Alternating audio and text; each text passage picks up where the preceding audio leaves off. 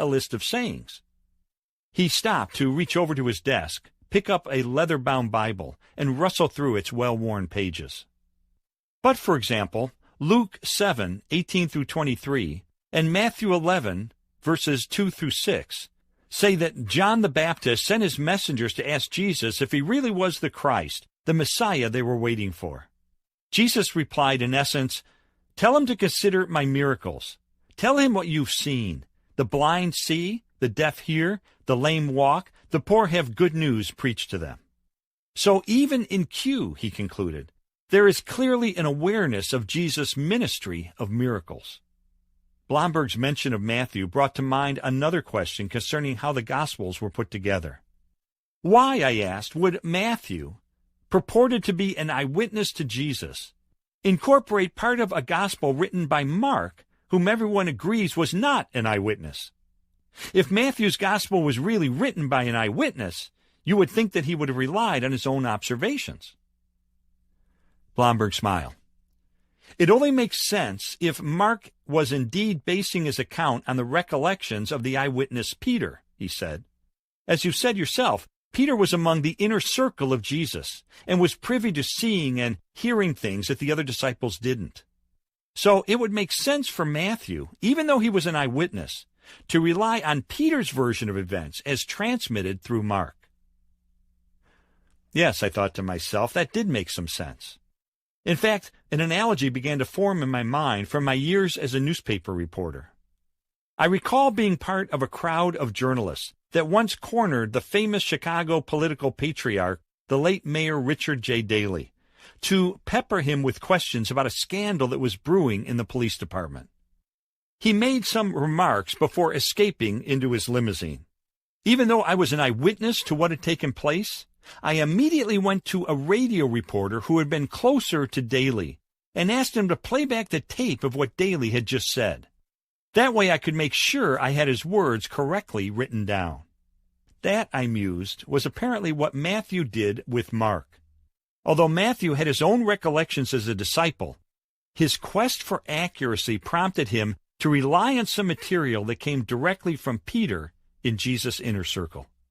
Feeling satisfied with Blomberg's initial answers concerning the first three Gospels, called the Synoptics, which means to view at the same time because of their similar outline and interrelationship, next I turn my attention to John's Gospel.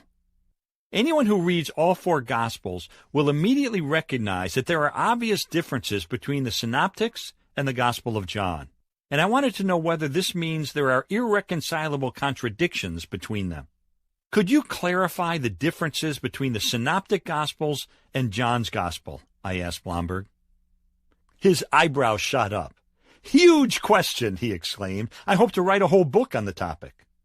After I assured him that I was only after the essentials of the issue, not an exhaustive discussion, he settled back into his chair. Well, it's true that John is more different than similar to the Synoptics, he began. Only a handful of the major stories that appear in the other three Gospels reappear in John, although that changes noticeably when one comes to Jesus' last week. From that point forward, the parallels are much closer. There also seems to be a very different linguistic style. In John, Jesus uses different terminology. He speaks in long sermons, and there seems to be a higher Christology, that is, more direct and more blatant claims that Jesus is one with the Father, God himself, the way, the truth, and the life, the resurrection and the life. What accounts for the differences, I asked. For many years, the assumption was that John knew everything Matthew, Mark, and Luke wrote, and he saw no need to repeat it, so he consciously chose to supplement them. More recently, it has been assumed that John is largely independent of the other three Gospels, which could account not only for the different choices of material, but also the different perspectives on Jesus. There are some theological distinctives to John, I observed. No question. But do they deserve to be called contradictions? I think the answer is no, and here's why. For almost every major theme or distinctive in John, you can find parallels in Matthew, Mark, and Luke, even if they're not as plentiful.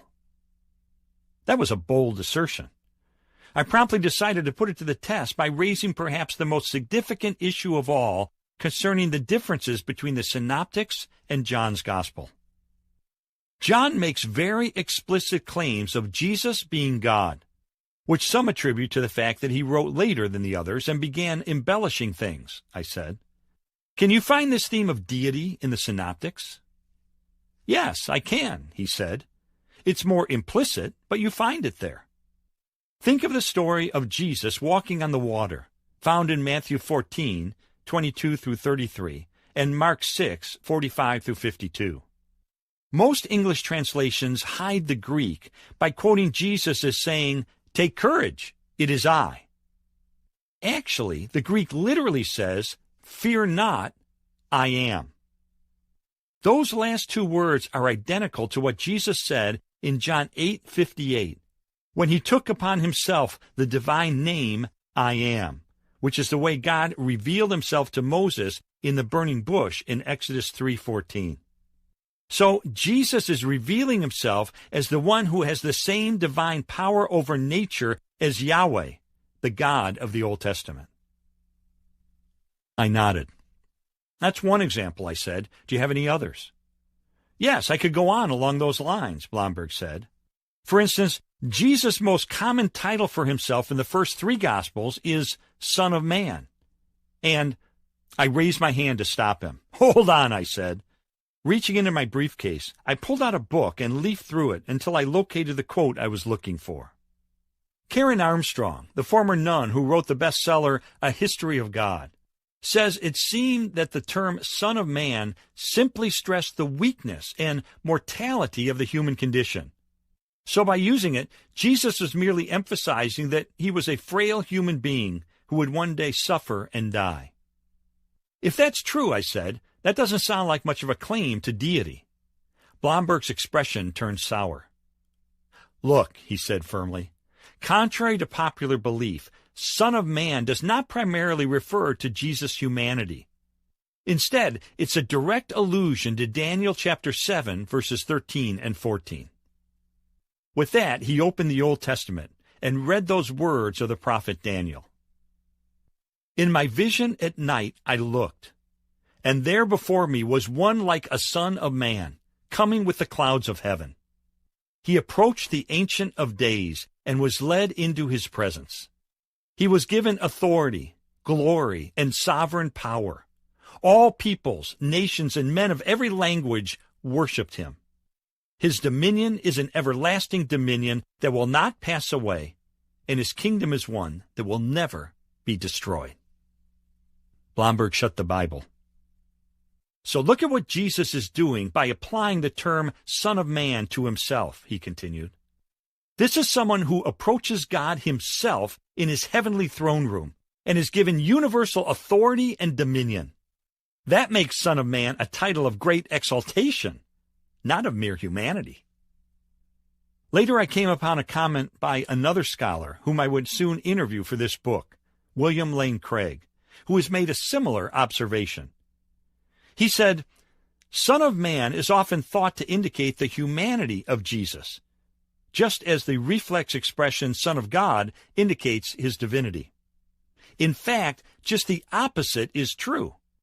The Son of Man was a divine figure in the Old Testament book of Daniel, who would come at the end of the world to judge humankind and rule forever.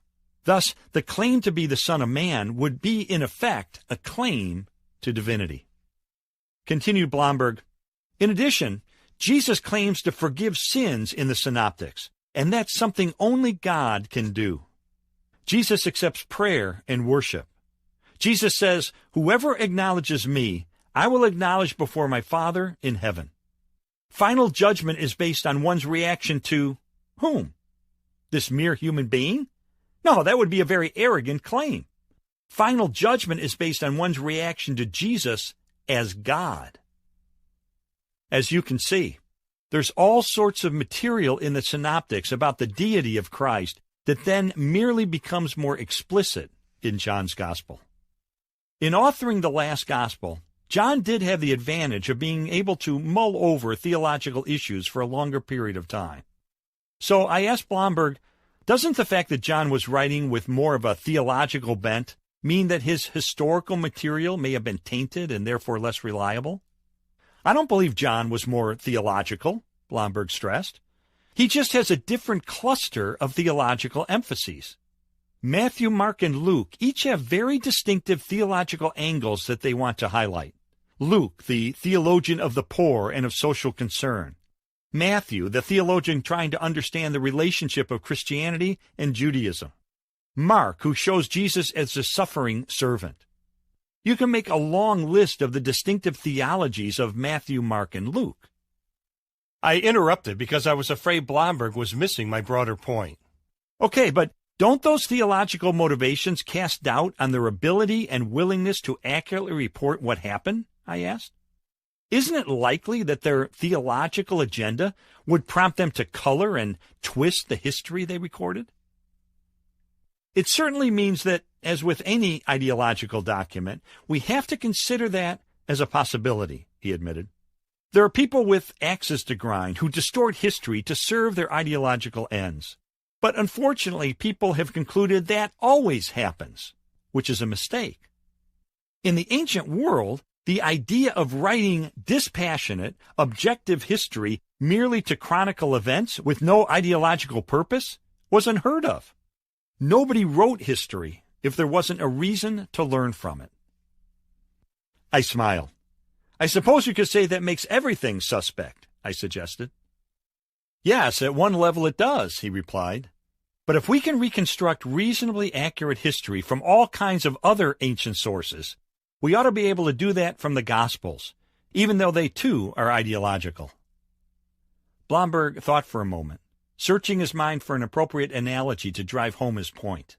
Finally, he said, "Here's a modern parallel from the experience of the Jewish community that might clarify what I mean. Some people, usually for anti-Semitic purposes, deny or downplay the horrors of the Holocaust. But it has been the Jewish scholars who've created museums, written books, preserved artifacts, and documented eyewitness testimony concerning the Holocaust. Now, they have a very ideological purpose, namely to ensure that such an atrocity never occurs again. But they have also been the most faithful and objective in their reporting of historical truth. Christianity was likewise based on certain historical claims that God uniquely entered into space and time in the person of Jesus of Nazareth. So the very ideology that Christians were trying to promote required as careful historical work as possible." He let his analogy sink in. Turning to face me more directly, he asked, "Do you see my point?" I nodded to indicate that I did. It's one thing to say that the Gospels are rooted in direct or indirect eyewitness testimony. It's another to claim that this information was reliably preserved until it was finally written down years later. This, I knew, was a major point of contention, and I wanted to challenge Blomberg with this issue as forthrightly as I could. Again, I picked up Armstrong's popular book, A History of God. "Listen to something else she wrote," I said. "We know very little about Jesus. The first full-length account of his life was St. Mark's Gospel, which was not written until about the year 70, some 40 years after his death. By that time, the historical facts had been overlaid with mythical elements which expressed the meaning Jesus had acquired for his followers. It is this meaning that St. Mark primarily conveys rather than a reliable, straightforward portrayal." Tossing the book back into my open briefcase, I turned to Blomberg and continued. "Some scholars say the Gospels were written so far after the events that legend developed and distorted what was finally written down, turning Jesus from merely a wise teacher into the mythological Son of God. Is that a reasonable hypothesis? Or is there good evidence that the Gospels were recorded earlier than that, before legend could totally corrupt what was ultimately recorded?" Blomberg's eyes narrowed, and his voice took on an adamant tone. "There are two separate issues here, and it's important to keep them separate," he said. "I do think there's good evidence for suggesting early dates for the writing of the Gospels. But even if there wasn't, Armstrong's argument doesn't work anyway." Why not? I asked. The standard scholarly dating, even in very liberal circles, is Mark in the 70s, Matthew and Luke in the 80s, John in the 90s. But listen, that's still within the lifetimes of various eyewitnesses of the life of Jesus, including hostile eyewitnesses who would have served as a corrective if false teachings about Jesus were going around. Consequently, those late dates for the Gospels really aren't all that late. In fact, we can make a comparison that's very instructive. The two earliest biographies of Alexander the Great were written by Arrian and Plutarch more than 400 years after Alexander's death in 323 BC. Yet, historians consider them to be generally trustworthy. Yes, legendary material about Alexander did develop over time, but it was only in the centuries after these two writers. In other words, the first 500 years kept Alexander's story pretty much intact. Legendary material began to emerge over the next 500 years. So whether the Gospels were written 60 years or 30 years after the life of Jesus, the amount of time is negligible by comparison. It's almost a non-issue. I could see what Blomberg was saying. At the same time, I had some reservations about it. To me, it seemed intuitively obvious that the shorter the gap between an event and when it was recorded in writing, the less likely those writings would fall victim to legend or faulty memories. Let me concede your point for the moment, but let's go back to the dating of the Gospels, I said. You indicated that you believe they were written sooner than the dates you mentioned. Yes, sooner, he said. And we could support that by looking at the book of Acts, which was written by Luke. Acts ends apparently unfinished. Paul is a central character of the book, and he's under house arrest in Rome. With that, the book abruptly halts. What happens to Paul? We don't find out from Acts, probably because the book was written before Paul was put to death. Blomberg was getting more wound up as he went. That means Acts cannot be dated any later than AD 62. Having established that, we can then move backwards from there. Since Acts is the second of a two-part work, we know the first part, the Gospel of Luke, must have been written earlier than that. And since Luke incorporates part of the Gospel of Mark, it means Mark is even earlier. If you allow maybe a year for each of those, you end up with Mark written no later than about AD 60, maybe even in the late 50s. If Jesus was put to death in AD 30 or 33, we're talking about a maximum gap of 30 years or so. He sat back in his chair with an air of triumph. Historically speaking, especially compared to Alexander the Great, he said, that's like a news flash. Indeed, that was impressive, closing the gap between the events of Jesus' life and the writing of the Gospels to the point where it was negligible by historical standards. However, I still wanted to push the issue. My goal was to turn the clock back as far as I could to get to the very earliest information about Jesus. I stood and strolled over to the bookcase. Let's see if we can go back even further, I said, turning toward Blomberg. How early can we date the fundamental beliefs in Jesus' atonement, his resurrection, and his unique association with God? Well, it's important to remember that the books of the New Testament are not in chronological order, he began. The Gospels were written after almost all the letters of Paul, whose writing ministry probably began in the late 40s. Most of his major letters appeared during the 50s. To find the earliest information, one goes to Paul's epistles and then asks, are there signs that even earlier sources were used in writing them? And, I prompted, what do we find? We find that Paul incorporated some creeds, confessions of faith, or hymns from the earliest Christian church.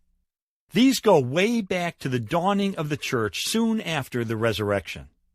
The most famous creeds include Philippians chapter 2, verses 6 through 11, which talks about Jesus being in very nature God, and Colossians 1, verses 15 through 20, which describes him as being the image of the invisible God, who created all things and through whom all things are reconciled with God by making peace through his blood shed on the cross.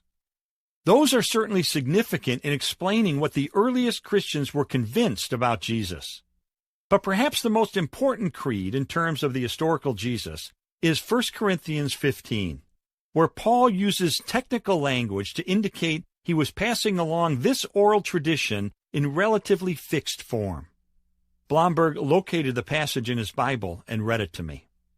For what I received, I passed on to you as of first importance, that Christ died for our sins according to the Scriptures, that he was buried, that he was raised on the third day according to the Scriptures, and that he appeared to Cephas and then to the 12.